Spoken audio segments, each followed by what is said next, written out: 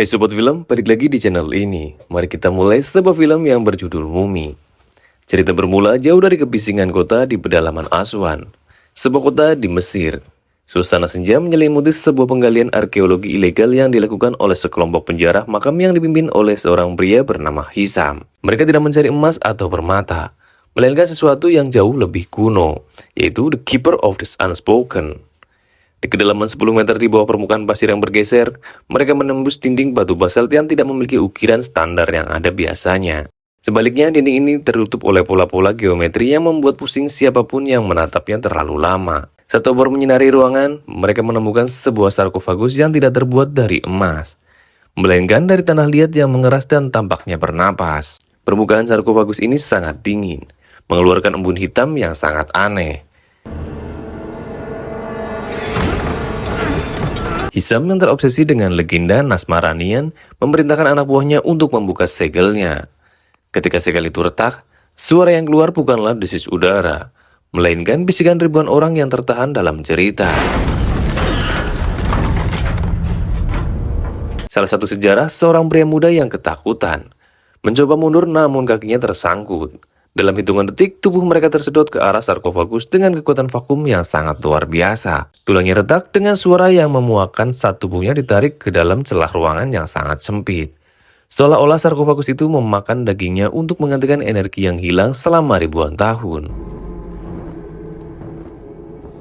Hisam alih-alih melarikan diri, justru jatuh berlutut, terpesona oleh mumi yang kini telah terbuka. Mumi itu tidak dibalut kain linen putih, melainkan ikatan kulit manusia yang dijahit dengan benang perak. Matanya terbuka, bukan mata manusia, melainkan lubang kegelapan yang menelan cahaya. Cerita berpindah ke Kairo modern, sebuah kota yang kontras dengan debu makam di Aswan. Charlie Cannon, seorang jurnalis pas yang sedang berjuang meniti karir, tinggal di sebuah apartemen tua dengan jendela-jendela besar yang menghadap ke jalanan yang selalu bising. Charlie hidup bersama istrinya, yaitu Sarah dan putri sematawayang mereka, Katie yang berusia 10 tahun. Carrie ada tipikal ayah yang penuh dengan kasih sayang, namun dibebani oleh rasa cemas akan masa depan.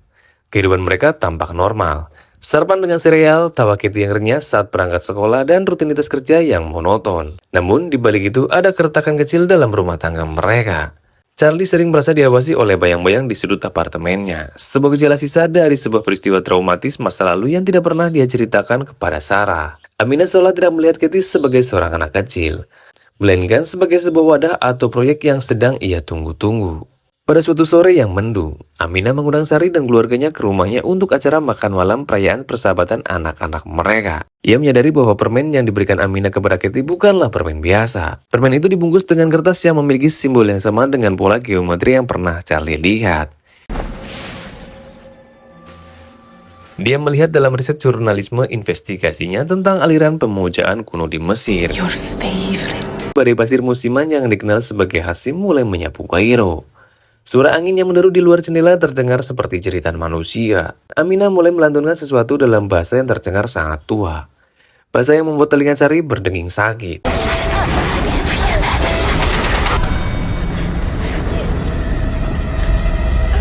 Dia tidak hilang, Carly, bisik Amina di tengah deru angin. Dia sedang pulang ke tempat yang seharusnya. Charlie jatuh tersungkur di lantai. Di luar badai pasir mulai mereda. Namun bagi keluarga Cannon, kehancuran baru saja dimulai. Bagian pertama ditutup dengan shot wajah Charlie yang sangat pucat penuh dengan ketakutan. Menyadari ia telah kehilangan putrinya bukan ke tangan manusia, melainkan ke tangan entitas yang usianya jauh melampaui sejarah manusia. Keheningan setelah badai pasir meninggalkan luka yang menganga di apartemen keluarga Cannon. Selama 3 bulan berikutnya, hidup Carly dan Sarah berubah menjadi sebuah narasi tentang keputusasaan. Polisi melakukan investigasi, namun tak ada bukti yang mengarah penculikan oleh Amina. Rekaman kamera keamanan gedung menunjukkan sesuatu yang sangat mustahil. Katie terlihat berjalan keluar gedung sendirian, masuk ke dalam taksi yang tidak pernah ditemukan pengemudinya, dan menghilang di tengah keramaian pasar. About 3 p.m. Carrie tidak percaya dengan apa rekaman itu.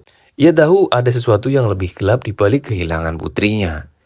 Dia menghabiskan hari-harinya dengan tenggelam dalam arsip-arsip tua, memburu jejak Amina. Sebentar Sarah mulai menunjukkan tanda-tanda keruntuhan mental.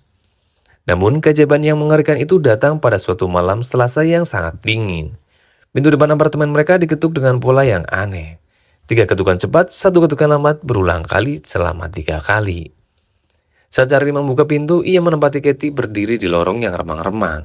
Rambutnya tampak kusam, pakaiannya terlihat usang dan penuh noda tanah liat yang tidak biasa. Dan mata-matanya tampak kosong, seperti cermin yang memantulkan kegelapan di belakangnya. "Katie?"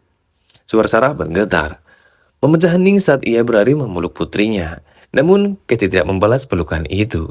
Tubuhnya kaku sedingin es, dan mengeluarkan bau samar tanah lembab seperti logam berkarat yang sangat menyengat indera penciuman. Dulce compañía, no me desampares ni de noche ni de día. Malam pertama kepulangan Katie menjadi sebuah pengantar bagi horor yang perlahan namun pasti akan menghancurkan fondasi rumah mereka. Di meja makan, Katie tidak menyentuh makanannya. Dia hanya duduk menatap ke satu titik. Terkadang kepalanya bergerak dengan gerakan tersentak yang tidak alami. Seolah-olah ada sesuatu di dalam dirinya yang sedang menyesuaikan diri dengan bentuk tubuh manusia. Charlie mencoba berbicara, menanyakan di mana dia selama 3 bulan ini. Namun Katie hanya menjawab dengan suara yang terdengar berlapis. Seolah ada 2 frekuensi suara yang keluar bersamaan. "Tempat di mana waktu tidak bergerak, ayah," jawabnya, tanpa sedikit pun emosi di wajahnya. Ketegangan mencapai titik didih ketika malam semakin larut. Charlie terbangun oleh suara gesekan keras dari kamar Katie. Saat ia mengintip ke dalam, ia mendapati putrinya sedang berdiri di sudut ruangan dengan wajah menghadap ke dinding. Dinding itu bukan lagi cat putih, melainkan torehan simbol-simbol kuno yang berdarah.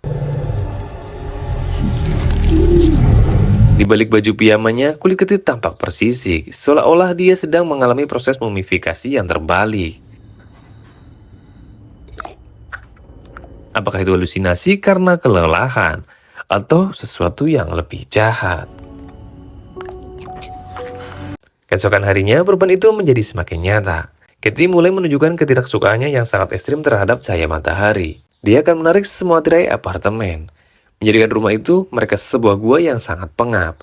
Ia juga mulai berbicara dengan bahasa yang tidak dikenali, bukan bahasa Arab atau bahasa kuno apapun yang pernah dipelajari Charlie, melainkan bahasa yang terdengar seperti gesekan batu. Detektif Dahlia Zaki yang masih menyelidiki kasus ini datang berkunjung. Namun saat Dahlia mencoba mendekati Katie, gadis kecil itu menunjukkan kekuatan fisik yang sangat luar biasa. Dahlia terhempas ke dinding hingga retak. Katie tidak bergerak, wajahnya tetap datar. Namun di belakang punggungnya, bayangan di dinding tampak berbentuk sesosok mumi yang sangat tinggi, dengan balutan kain yang menjuntai. Situasi di rumah Kenon berubah menjadi ruangan tunggu bagi kematian. Katie mulai melakukan tindakan-tindakan destruktif yang melampaui logika manusia. Dia sering ditemukan duduk di bak mandi yang penuh dengan pasir hitam, menenggelamkan kepalanya hingga hampir kehabisan napas. Seolah-olah dia sedang mencoba bernafas melalui pasir tersebut. Sarah yang awalnya sangat bahagia kini mulai merasa takut pada anaknya sendiri. Ia sering menemukan Katie menatapnya saat dia tidur, dengan posisi tubuh yang terbalik di langit-langit kamar. Seolah-olah gravitasi tidak berlaku baginya. Charlie yang masih bersikeras mencari jawaban, membawa seorang rekan arkeolognya yang merupakan seorang ahli bahasa kuno, Profesor Hani, ke apartemennya. Begitu Hani masuk, dia langsung jatuh tersungkur. Dia tidak berani menatap mata Katie. Hani berbisik kepada Charlie. Dia bukan lagi inang, Charlie. Dia adalah kunci. Iblis itu tidak merasuki dia untuk bersembunyi. Ia merasuki dia untuk membangun kembali gerbang ke dunia kita. Hani menjelaskan bahwa Nasmaranian membutuhkan tubuh seorang anak yang tidak berdosa untuk menyeimbangkan energi antara dunia hidup orang mati dan dunia orang hidup. Jika mereka tidak melakukan tindakan drastis, tubuh Katie akan sepenuhnya menjadi mumi hidup dan jiwa putrinya akan musnah selamanya. Katie seolah mendengar percakapan itu dari ruangan lain tiba-tiba muncul di ambang pintu. Dia tidak berjalan, dia seperti berseluncur. Seluruh perabotan di apartemen mulai bergetar hebat. Buku-buku berterbangan dari rak, dan kaca jendela pecah secara bersamaan ke arah luar. Seolah-olah tekanan udara di dalam apartemen meningkat secara drastis. Katie mulai berteriak, bukan cerita anak kecil, melainkan suara ribuan teriakan yang menyatu dalam satu harmoni yang menyakitkan telinga. Di tengah kekacauan itu, Charlie mencoba mendekati putrinya, mencoba meraih tangannya untuk menyadarkannya. Namun saat kulit mereka bersentuhan, Charlie tidak merasakan kulit hangat, melainkan sensasi terbakar yang sangat luar biasa. Ia melihat gelas balik ke masa lalu. Dia melihat dirinya sendiri di masa kecil, melakukan sebuah kesalahan yang tidak disengaja dalam sebuah penggalian yang pernah ia ikuti bersama ayahnya. Charlie menyadari bahwa kutukan ini sebenarnya mengikuti garis keturunannya, bukan hanya sekedar penculikan acak, melainkan sebuah hutang darah yang harus dibayar oleh keluarga Cannon. Bagian kedua ditutup dengan momen di mana Katie akhirnya terbangun sepenuhnya. Dia berdiri tegak.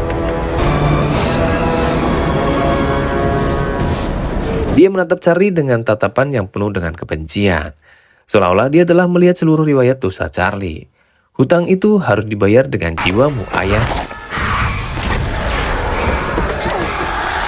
Bisiknya dengan suara yang berat dan bergaung. Sebelum akhirnya Katie pingsan dan tubuhnya terjatuh ke lantai, mengeluarkan kepulan asap hitam yang berbau belerang. Apartemen itu kini berada dalam kondisi hancur total, dan mereka menyadari bahwa mereka tidak lagi sendirian di dalam rumah itu. Sesuatu yang lain, sesuatu yang kuno, kini berbagi ruangan hidup dengan mereka. Ketakutan yang sebenarnya baru saja dimulai, karena mereka kini menyadari bahwa mereka bukan hanya melawan iblis, mereka sedang melawan kutukan keluarga yang telah menanti selama berabad-abad. Setelah insiden di apartemen yang hampir menghancurkan segalanya, keluarga Cannon kini hidup dalam isolasi yang mencekam.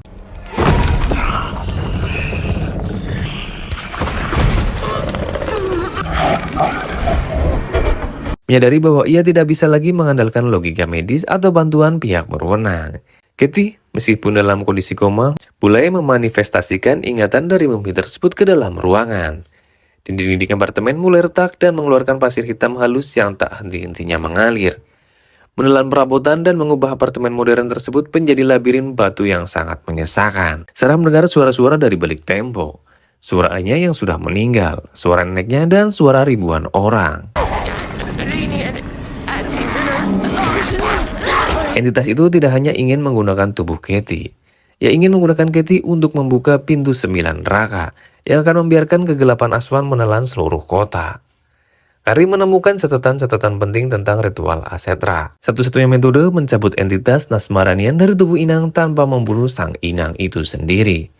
Namun harganya sangat mahal. Ritual itu memerlukan pengorbanan pengganti. Seseorang yang memiliki hubungan darah langsung dengan pihak yang membuat janji darah harus menyerahkan ingatannya, emosinya, dan keberadaannya agar entitas itu berpindah wadah. Charlie menyadari bahwa dialah yang menjadi target utama.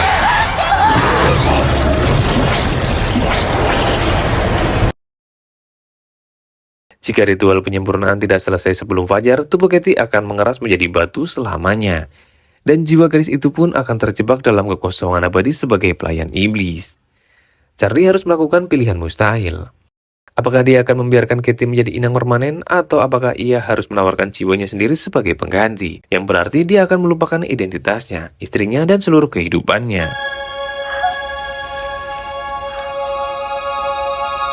Ia menyadari bahwa ia tidak bisa menghancurkan iblis itu, hanya bisa mengembalikan ke tempat asalnya. Ia harus menjadi pintu bagi iblis itu untuk kembali ke sarkofagusnya yang sudah hancur. Dengan tindakan penuh tekad, Charlie membiarkan dirinya ditarik oleh energi gelap. Ia bukan lagi sekedar jurnalis. Ia adalah Cannon terakhir yang harus memutus garis darah. Ia merangkul wujud iblis itu, memaksa seluruh kutukan yang mengalir dalam garis keturunannya untuk diserap kembali ke dalam tubuhnya sendiri. Rasanya seperti dibakar hidup-hidup oleh api es. Katie terlepas dari ikatan, jatuh ke pelukan Sarah yang segera menariknya kembali melalui celah pintu yang mulai menutup. Namun Charlie telah hilang, terperangkap di sisi lain bersama entitas yang telah ia segel di dalam dirinya sendiri. Fajar menyengsi di Kairo. Apartemen itu hancur total, dipenuhi dengan sisa pasir hitam yang kini kehilangan kekuatannya dan berubah menjadi debu biasa. Delia Zaki dan tim penyelamat menemukan Sarah dan Katie di tengah keruntuhan. Katie terbangun, matanya kini kembali jernih. Namun ia tidak ingat apapun tentang 3 bulan terakhirnya. Ia hanya mengingat sebuah kegelapan yang panjang dan suara ayahnya yang menyanyi di kejauhan. Film berakhir dengan sebuah epilog yang menyesakan. Beberapa bulan kemudian, Sarah dan Katie mencoba memulai hidup baru di pinggiran kota. Mereka telah pindah dari Kairo, berusaha meninggalkan kenangan tentang apartemen yang menghancurkan keluarga mereka. Kutukan itu memang telah disegel, namun kejahatan tidak pernah benar-benar musnah. Ia hanya berpindah tempat, menunggu saat yang tepat untuk kembali. Film berakhir dengan layar hitam yang diiringi oleh suara bisikan samar dalam bahasa kuno. Menandakan bahwa meskipun Sari telah berkorban, warisan kegelapan dari Nasmaranian masih mengalir di dalam darah keluarga tersebut.